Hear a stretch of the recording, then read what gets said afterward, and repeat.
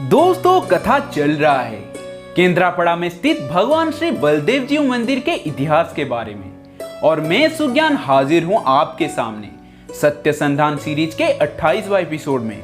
दोस्तों जैसे हमने पिछले वाले वीडियो में देखा था कि भगवान श्री बलराम महाभारत काल में आधुनिक उड़ीसा राज्य में अपने पावन चरण रखे थे। यहाँ असुरों ने हाहाकार मचा रखा था, जिनमें से सबसे शक्तिशाली था कंदरासुर। जब भगवान श्री बलराम उसका वध करने के लिए निकले तो वो डर के मारे कपिलास के शिव मंदिर में छुप गए। जब वो बाहर नहीं निकला तो गुस्से में भगवान श्री बलराम पर्वत के शिखर में अपने हल से एक प्रहार किए, जिसके कारण लंगड़ायुध झरना का प्रवाह हुआ और वो चंडीखोल के महाविनायक तक आया है। दोस्तों पिछले वाले वीडियो में मैं आपको एक बात बताना भूल गया था कि दरअसल भगवान श्री बलराम एक बार सुत मुनि के आश्रम में गए थे। जब वे वहां पहुंचे तो उनको देखकर सारे मुनि ऋषि खड़े हो गए, क्योंकि सुत मुनि ध्यान में मग्न थे, इसलिए वे खड़े नहीं हुए। जिस कारण से भगवान श्री बलराम खुद को अपमानित महसूस करके एक तिनका उनके ऊपर फेंक दिए, जिस कारण से उनको पाप लग गया और वो खुद इस बात के लिए पश्चाताप भी किए। इस पाप से मुक्ति के लिए भगवान श्री बलराम सारे भारत में घूम घूम कर श्री महादेव जी के मंदिरों का परिक्रमा के लिए निकले थे। इसी कड़ी में वो आके पहुंचे थे उड़ीसा। दोस्तों भगवान श्री बलराम शंकुकर्ण को वध करने के लिए ललितगिरी आ रहे हैं, ये संवाद शंकुकर्ण को पहले से ही मिल गया था और वो विरूपा नदी को पार करके आलमगिरी पर्वत में छुपा था। दोस्तों जिस पर्वत को आज हम आलमगीर पर्वत बोल रहे हैं उसका नाम पहले कुछ और था, पर औरंगजेब के समय उसका दूसरा नाम आलमगीर पर उस पर्वत का नाम आलमगीर रख दिया गया। दोस्तों जिस स्थान पर भगवान श्री बलराम शंकुकर्ण को दबोचे थे वहां आज भी उनके पैरों का निशान है। उस स्थान पर पहले एक मंदिर था जिसको मुगल काल में तोड़कर वहां एक दरगाह बना दिया गया, ये स्थानीय लोगों का मानना है। दोस्तों जैसे मैंने पिछले वीडियो में बताया था कि जिस स्थान पर शंकुकर्ण को भगवान श्री बलराम अपने हल से 4 टुकड़े किए थे उस गांव का नाम आज चारीनंगड़ है।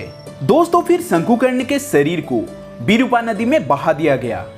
उसका कटिभाग जिस स्थान पर लगा उसका नाम आज कटिकटा है और जिस स्थान पर शंकुकर्ण के सर जाकर लगा उस स्थान का नाम आज पटामुंडाई है। दोस्तों इसी तरह हुआ था कंदरासुर के पिता शंकुकर्ण का वध। उस समय कंदरासुर केंद्रापड़ा में छुपा था। रेवती रमन रोहिणी नंदन हल मुसलधारी भगवान श्री बलराम निकल पड़े केंद्रापड़ा के तरफ। वहां कंदरासुर अष्टमहादेव मंदिर का निर्माण भी करवाया था। उन्हीं में से कुछ मंदिर है जैसे कजड़ा में बिलेश्वर महादेव, गोप में अमरेश्वर महादेव, वीर श्रुति में भद्रेश्वर महादेव इत्यादि। वहां कंदरासुर और भगवान श्री बलराम के बीच एक भीषण युद्ध हुआ। भगवान श्री बलराम कंदरासुर के सर जितने बार धड़ से अलग करते थे वो अपने आप ही जुड़ जाता था। फिर शून्यवाणी हुआ कि आप उस सर को जमीन में गाड़ दीजिए। फिर भगवान श्री बलराम कंदरासुर के सर को जमीन में गाड़ दिए और उसके शरीर का जो बचा खुचा हिस्सा रहा उसे चित्रोत्पला नदी के एक शाखा नदी जिसको उस समय मधुसागर बोला जाता था उसमें बहा दिए। कंदरासुर के शरीर का अंश जिस सब स्थान पर लगा उसका नाम कुछ इस प्रकार पड़ गया। जैसे उसका कमर जिस स्थान पर लगा उससे हम बड़गंडी बोलते हैं, उसके उंगली जिस स्थान पर लगा उसका नाम पड़ गया अंगड़ी। उसके शरीर का एक खंड जिस स्थान पर लगा उस स्थान पर आज बसा है एकणाखंडी ग्राम।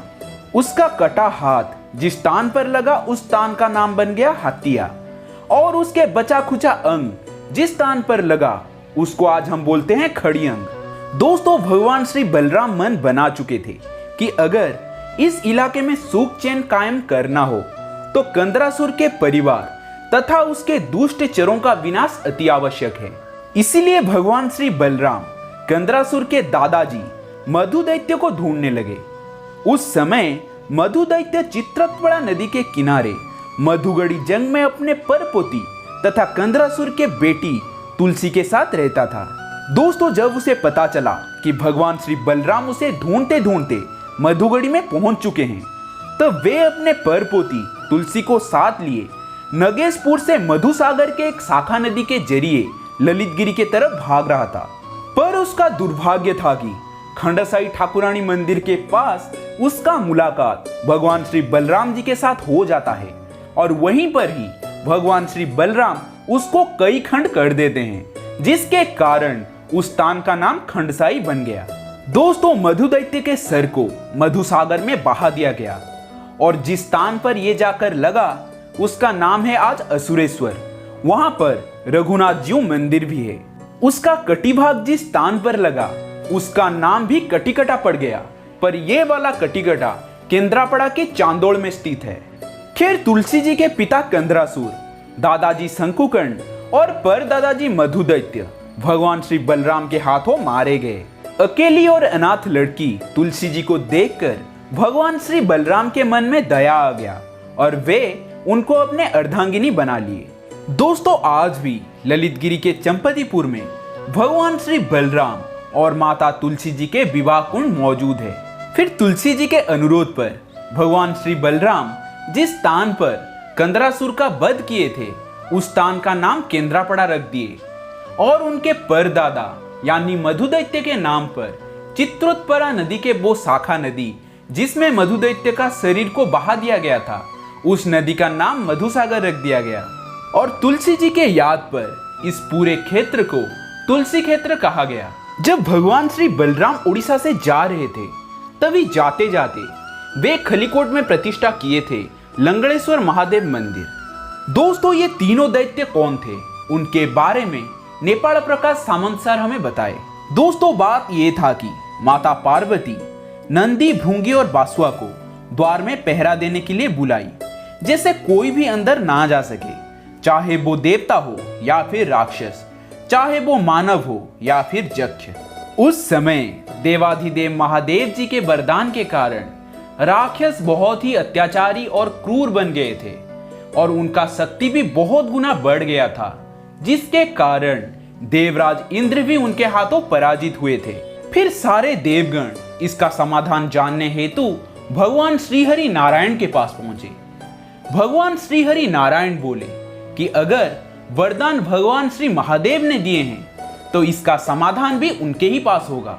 हताश और निराश देवगण जा पहुंचे कैलाश पर। जब वे भगवान श्री महादेव जी के दर्शन करने के लिए आगे बढ़े तब उनको नंदी, भृंगी और बासुआ के द्वारा रोक लिया गया, पर अग्निदेव भेष बदलकर अंदर चले गए।